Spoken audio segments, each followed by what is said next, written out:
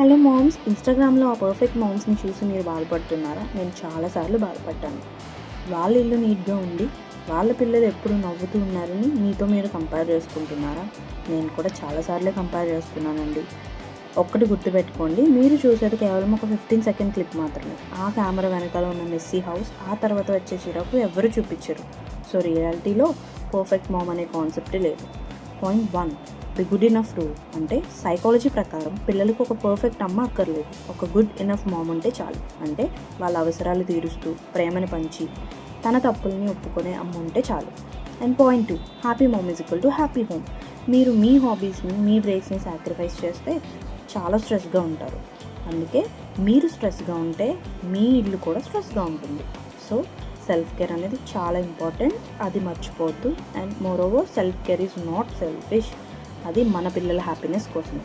And point 3, ఇది చాలా important and బాగా గుర్తుపెట్టుకోండి, కనెక్షన్ ఓవర్ కరెక్షన్. పిల్లలు మీరు చెప్పిన మాటలు మర్చిపోవచ్చు, కానీ మీరు వాళ్ళతో గడిపిన క్వాలిటీ టైంని మాత్రం ఎప్పటికీ గుర్తుంచుకుంటారు. సో కనెక్షన్ మీద ఎక్కువ ఫోకస్ చేయండి, కరెక్షన్ మీద మాత్రమే కాదు.